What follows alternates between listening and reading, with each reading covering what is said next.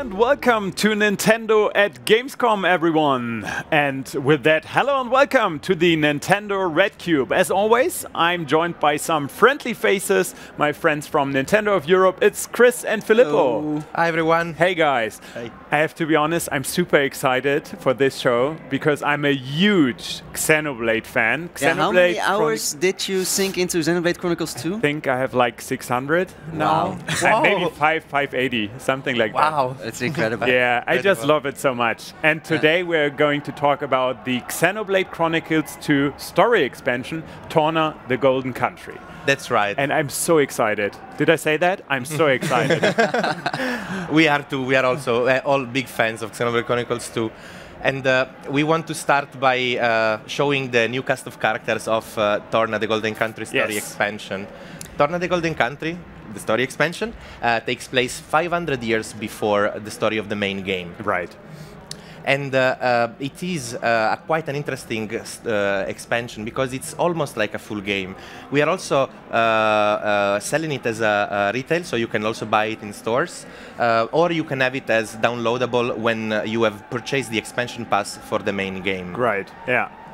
Yeah, so Filippo, can you tell us a little bit about where we are right now? Because we are not at the beginning of the story expansion. We actually already ventured towards the Torna Titan, where we find a very unique environment now. Yes, so the Torna Titan, Torna is a completely new environment in Torna, the Golden Country story expansion. And here we are, I would say, roughly, slightly before the midway point through the game. Okay. This is, we think 30 to 40 hours content. And here we are, for the first time we have arrived, well, not exactly for the first time, but we are in Torna.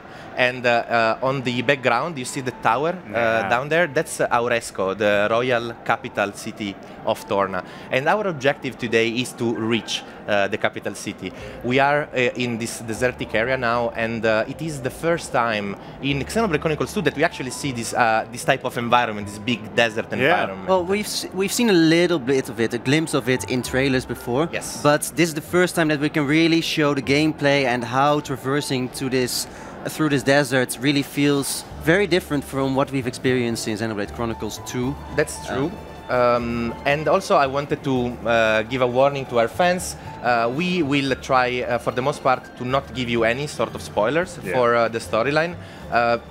This is also something that is quite interesting in the story expansion. As it takes place 500 years before, you can really approach the game both ways. So you could play the main game and then play the expansion, or you could even play the expansion first and then play the main game. That's good to know, yeah. Yes, because some of the mysteries of the main game are not revealed here, are not spoiled here, and at the same time there are new plot twists and new mysteries that are here that are not talked about in the main story. So really you can approach this both ways. So I think all of our heroes here are standing ready to explore the Danik Desert. Yes. So maybe let's have a little scenic walk. Yes. So this desert looks really beautiful, although it is a dangerous place. Creatures here are pretty aggressive, I would say. And yeah, we need to pay attention to what we're doing. I've died multiple times preparing for this presentation. But it really is a very different feel. Yes, the fighting system has changed very much. But first and foremost, I wanted to talk a little bit about our cast of characters and who are we playing as in this story expansion. And for that, I will go into the menu and actually show you the full cast of characters. All right. So there are 3 teams that you control in Torna, the Golden Country. We have Team Laura, and here we have Laura, who is a driver, so one of the heroes of this world. And her 2 blades are Jin. Blades are the creatures that are not really humans, that are powering up our drivers. So we have Jin, who is one of the main characters in the main story. Yeah. And, well, you know, you've played the game. He's not exactly, he's a bit of a gray kind of personality in the main story. Here he's definitely a good guy, and it's a lot of the story here in Torna, the Golden Country is about what happens to him and what happens to Laura, and sort of how this changes his perspective on the world. But as you mentioned before, it's because it focuses on Jin, it's a story that if you played Xenoblade Chronicles 2 for the first time and you jump in with Torna, the Golden Country, it makes a lot of sense because it's a story that revolves around Jin. Yes. Whereas if you have played Xenoblade Chronicles 2, the main game, it feels like it's a story that deepens the background of Jin. Exactly. Exactly. You want to know more about Laura and about everything, like Yes. Torna and in general. All of these events are only hinted at in the main game, and here you really see the story developing. Yeah. Then we have Haze as the second blade of Laura. Haze was also a character in the main game. We're not going to talk too much about it, but here she is. Then we have Team Adam. Adam is the crown prince of Torna, fourth in line to the throne. And this character is heavily talked about in the main game, but is always shown in a hoodie. So here you see the design of this character, and we will also be able to hear the voice actor for Adam. Then we have Mithra, obviously the Aegis, one of the strongest beings that ever existed in the world of Xenoblade Chronicles 2. And we see her in, well, how she was 500 years before. Minoth. Minoth is an NPC in the main game, and here we see him as this really badass ninja with two daggers, which are really cool. Then we have Team Hugo. Hugo is the current Emperor of Morardain. Morardain is another Titan, one of these giant creatures in which all of the inhabitants of the world of Xenoblade Chronicles 2 live. And him being the Emperor is always together with his Royal Guard. Yeah. The Royal Guard made of Brigid and Aegeon. And these also are blades that you find in the main story, but again, here they're a bit different. They are protecting this Emperor, so it's really a different cast of characters. Unlike the main game, where you collect rare blades and random blades, this is the cast of characters that stays for the entire adventure in Xenoblade Chronicles 2, the Golden Country, Torna, the Golden Country. And so it's a much more intimate story. It's about these 9 people and the people that surround them. Yeah, and that's actually something that I personally find very appealing, because I sometimes found it a bit overwhelming to collect so many different blades in the main game. And I've heard some people have some blade traumas because they still miss 1 or 2 rare blades after 580 hours. But who might you be talking about? No, but this really is a story where you have these 3 teams. Each team consists of a driver and 2 blades, and that's the story that is being told. Exactly. So we got into a fight as this Antol, this giant insect, is very aggressive with me. And I don't want to make the entire presentation about the fight system, but I do need to talk a little bit about it. Yeah, so let's start a little bit in the bottom right corner, because that's the basis of everything, the normal arts. Yes, so your character is out to attack with normal attacks, and these attacks charge the arts that you see in the lower right part of the interface. And when they are charged, you can execute them for extra damage and special effects. This was the same. This was the case also in the main game, but in Torna the Golden Country Story expansion, what we have is that we can have direct control of both drivers and blades with a mechanic called switch arts. So now you see I have control of Laura. If I press up on the D-pad, if I press up on the D-pad, there you go. Jin comes in, and I have now direct control of Jin, who has completely different arts and different skills. That's so good. I can control both of my blades, so if I press, in this case, left, I switch from Jin to Haze. Haze is a healer, and I can heal my characters like this. So the combat system is actually much more dynamic. You really need to be on your toes and switch characters every time to create different effects. Yeah, but it also, what is nice is that Xenoblade Chronicles 2 already had this idea that every ability that you have at your disposal is at the touch of a button. And this streamlines that even further, because now by switching between the drivers and the blades, the abilities that you have expand even further without the need to press more buttons. Exactly. There is something that is also quite interesting. You have Rearguard arts and Vanguard arts. Yeah, because just to explain this concept, the character that's standing in front is the Vanguard position, and the character that's standing in the back is the rearguard position. And it's always either the driver or one of the blades that is in front, and then the other one in the back, because they are connected to each other. Exactly, and you have arts for when you're in the rearguard and arts when you're in the Vanguard. You can level them up all individually, so you have a lot of control on how your characters... There's another one. These Antle really are very aggressive. Well, I mean, look at their size. Well, yeah. There is something else that is different that I want to talk about. You see now in the upper left corner of the interface that there is a part of my HP that is red. If you look at Laura's HP, it's red. HP bar is shared between teams. So this red bit is what you already took as damage, right? Yes, I already took a bit of that damage. And this HP bar is shared between all of Team Laura. So Jean also has the same HP. You see now they attack me, I've received more red damage. And similar to a fighting game sometimes where you have multiple characters, if I switch Jean in now, bam, all of my red HP is healed. So this is another way to keep you on your toes, make the game dynamic, and find an alternative way to heal your characters through attacks. Yeah. Well, I think this is one of the fascinating things of the Xenoblade Chronicles 2 fighting system, and even more so of the Torna the Golden Country expansion fighting system, that so much is happening on screen. You see all these damage numbers flying on the screen. But in the end, if you know what you're doing, it is a matter of very few button presses, because you know exactly when to use arts, when to use switch arts, when to switch positions. Filippo is now just showing off, actually. So the system of chain attacks has remained. You have, when you do elemental arts, when you do blade arts, you attach these elemental orbs to the characters that you can then burst with chain attacks. I find this was a bit unnecessary. Yeah, no, it was totally unnecessary. I just wanted to show off the animations.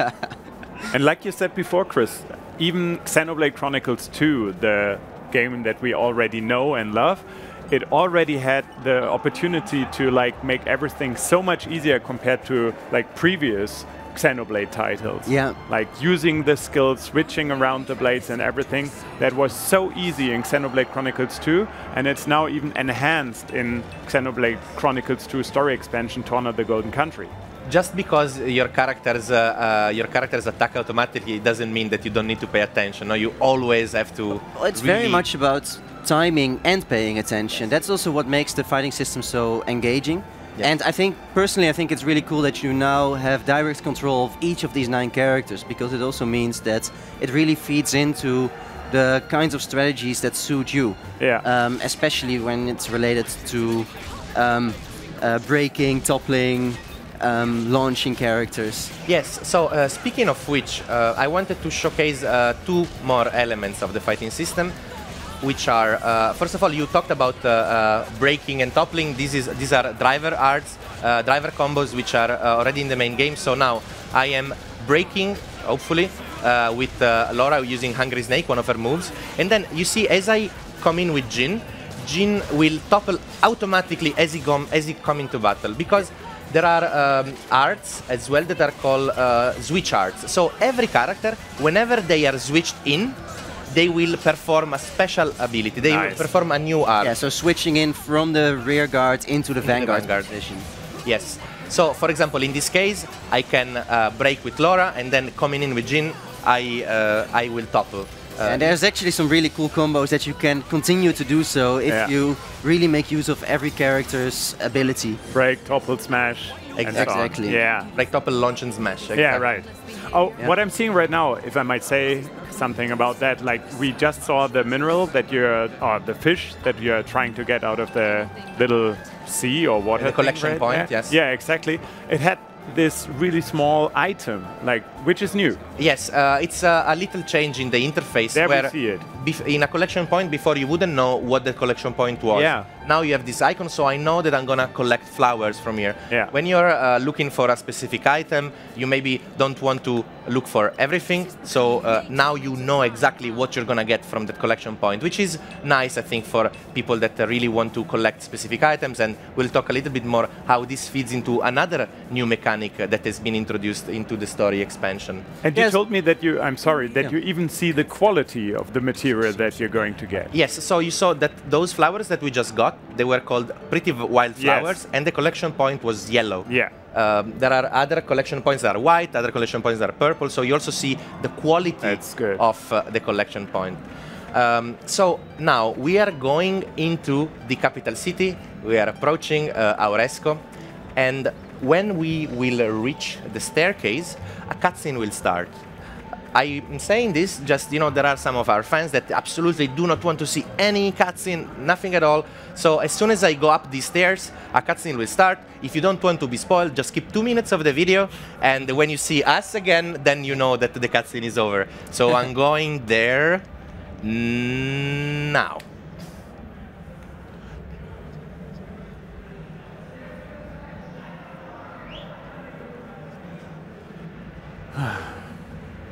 I love these so much. What's not right? This Titan. Why isn't it in its real form? You noticed? What do you mean? That isn't the original form of the Torna Titan. In ancient times, the Torna Titan held awesome power. Torna made use of that power to dominate all the rest for 1,000 years.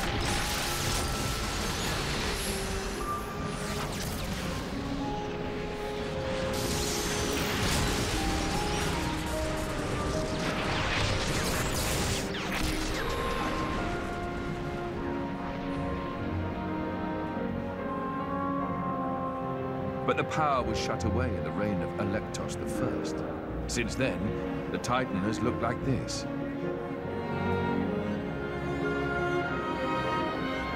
See that glowing sphere in the castle tower? That forms the seal. Is that what Maus is aiming for? Why would he do that? Wouldn't it be a threat to him too? Truthfully, I don't know myself. But in any case, if he makes a move for it, it is clear what we must do. Agreed. You can see the palace in the distance. We should head there first. Offer our report to His Majesty.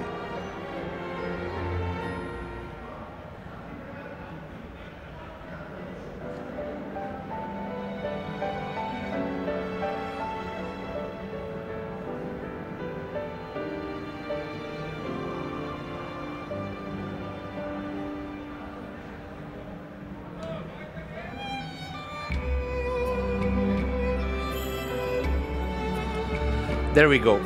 This was interesting cutscene, not too much detail, but just a few details about the origin of this Titan.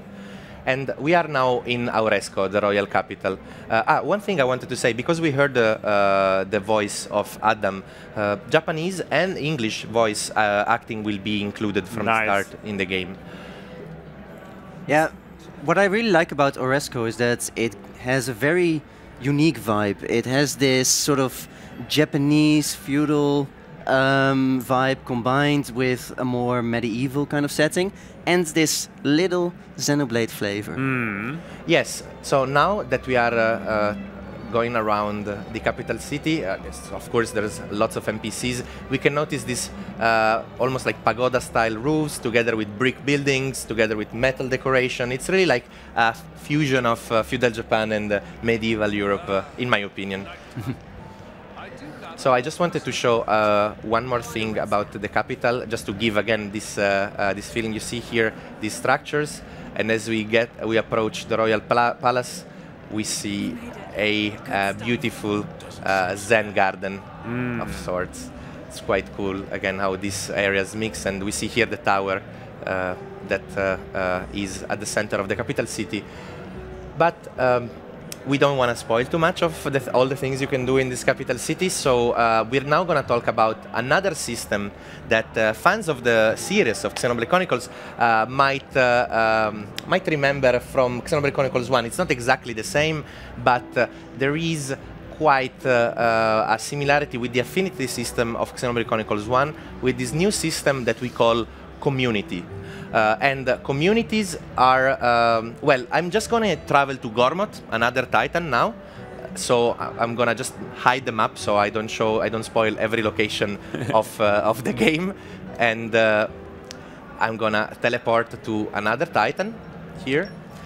So meanwhile, Tim, what was your favorite travel destination in Xenoblade Chronicles 2? I actually like Gormott a lot because that's where you like spend some time with Nia in the beginning. I really like Nia as a character because it's a really interesting story with her. And I like the whole vibe around Gormott, like the creatures, flora, fauna, everything. It's so beautiful. Also a huge Titan. Yeah. Yes, and now you will find that as you visit the continent, the Titan of Gormott, 500 years before the events of the main storyline, you will find it quite different from what you remember. A lot of the landscape, the geography is similar, but for example, every single creature is different. Like you see, there's this Aspar, this kind of rattlesnake, giant rattlesnake type of enemy here. There was never an Aspar here in the main game. So a lot of the enemies have been completely reshuffled, and the Gormott itself looks different. Our friends at Treehouse showed Torrigoth, one of the cities here, and how different it looks when you see it in the story expansion. So yeah, you're gonna have to re-explore here Gormott, and you can also see as I'm walking through the fields that there are some small enhancement also to the graphics of the game compared to the main game. It is a bit more detailed. The field of grass is there's more variation. It's slightly improved. Just to come back to your point about Torrigoth and how it looks very different compared to the story of the main game, I think this again is one of those examples where, when you are new to the Xenoblade Chronicles 2 universe, Torrigoth, as it is in Torna the Golden Country, that's your first Torrigoth. Yeah. Whereas when you have already played the Xenoblade Chronicles 2 main game, then it will be like, oh wow, this is very different from how I know Torrigoth. Yes. And this is how, as Filippo mentioned earlier, these two entry points come together. They give a different experience, but those experiences supplement each other. Right. Yes.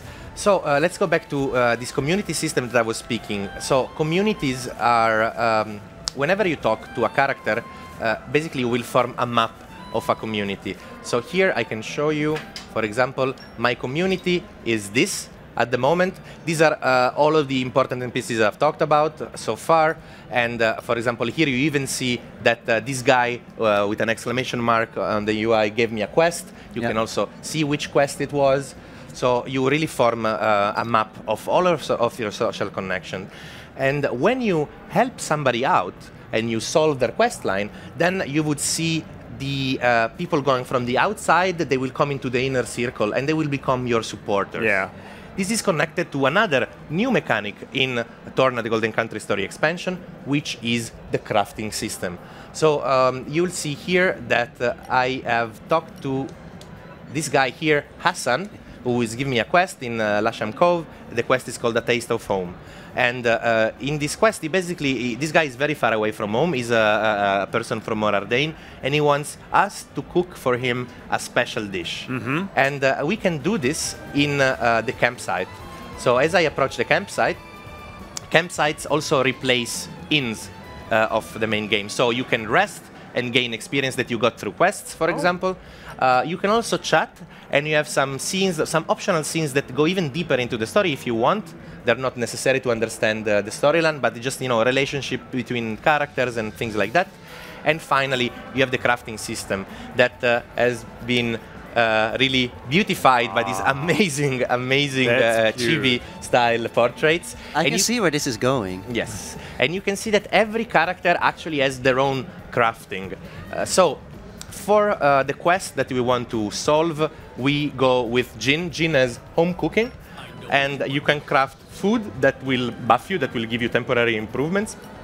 And one of these is the Chilsanian kasha, which is this recipe that this guy asked us to cook, Hassan. So now we've cooked. We go out of this menu, and I will quickly go to the Lashenkov. There's no need to hide this part very quickly. I like how you have managed to, again, be able to talk about food in a video in the RedCube. Right. I know that food is a passion of both you and Tim. That's true. Last year we talked about it a lot. Yeah. This time it's kind of low till now, but now it's back. Well, I mean, that's what I mean. Passion, I think, is too small a word. But so anyway, the home sim mechanic Hassan is getting his food delivered, and just have a look at this quest. If you remember, also the tropes and jokes about cooking in the main game, no? Yeah, So sure. he's really happy. This looks perfect. Let me have a taste.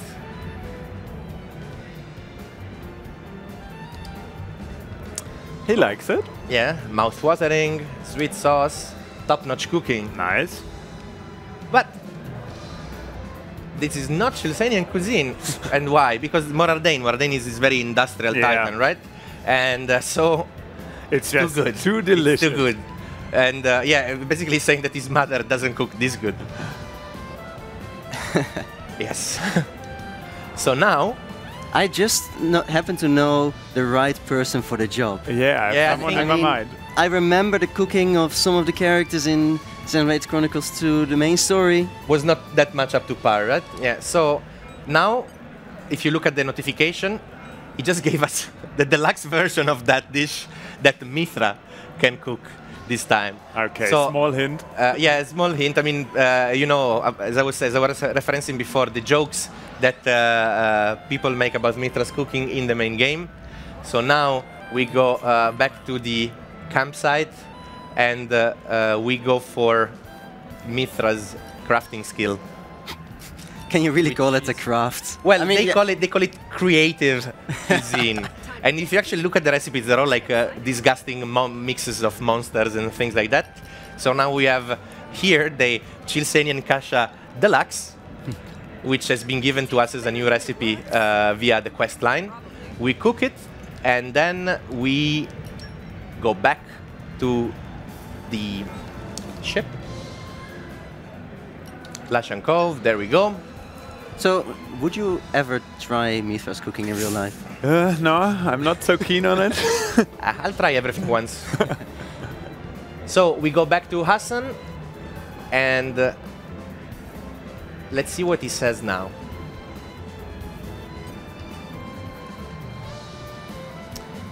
So we did cook Tamardanian food. So good. Oh, maybe actually maybe she was better Mithra before. Maybe. Okay, so he didn't try it yet. Rubbish. So spices are too much. Lentils are horrible. Completely disgusting.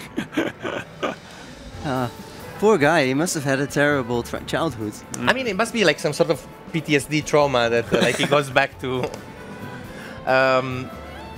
Yeah, so we managed to cook just as badly as his mother, and we triggered his nostalgia. So I think we've done something good for him, despite what one might think. So, I think we've earned his support. Yes, and you can see now, Hassan becomes, from just an acquaintance, he becomes one of our supporters. Nice. You get some more information about the questing, about the quest that you just did, and here you go. He becomes one of your supporters. So, when you get new supporters, sometimes you get new recipes. You don't just craft food, you also craft items that can permanently improve your characters. And it's a quite nice system, I think, because it really pushes you to talk to everybody, to really form a map of your connection, of your social connections. Well, but it also visualizes it very easily, because it's very easily grouped, and you know as soon as they are part of your inner circle that you've done something for them. Yeah. And he gains this beautiful smiley face icon to showcase that he's one of our supporters. So yeah, this system I think is really nice. We got here recipes because they were given to us during the quest line. But sometimes you even get new recipes as you made them part of your community. Oh, okay. So like after they become part of your supporters, then they will give you new recipes. So helping people out will means that you can craft more recipes in terms of items and food and... Exactly. Yeah, this is quite interesting, I think, as a mechanic, and as I said, it is completely new. There are so many things that have been added to this game. As I said, we say it's roughly 30-40 hours of content.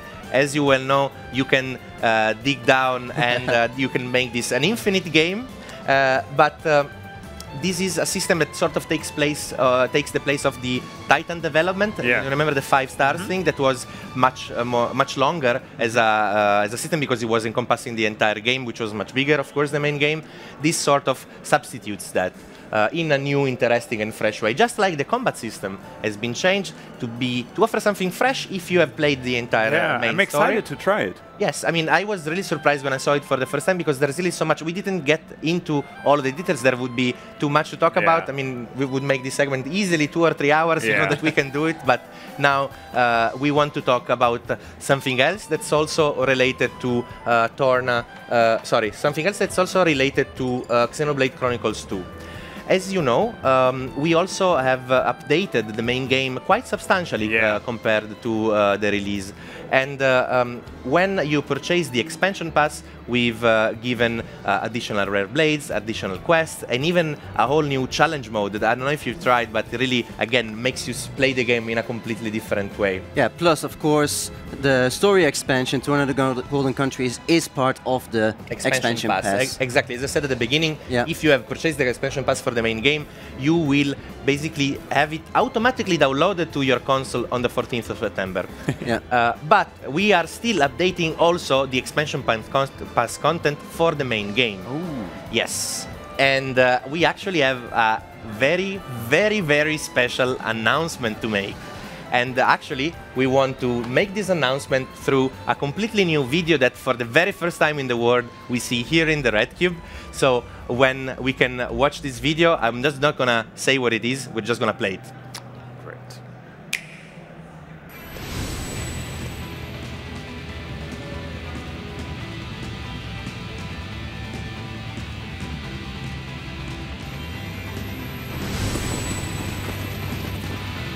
I see. So you're my enemies, then. Only this many, though? I'll have to tell him to crank up the difficulty next time. Sliding slinger!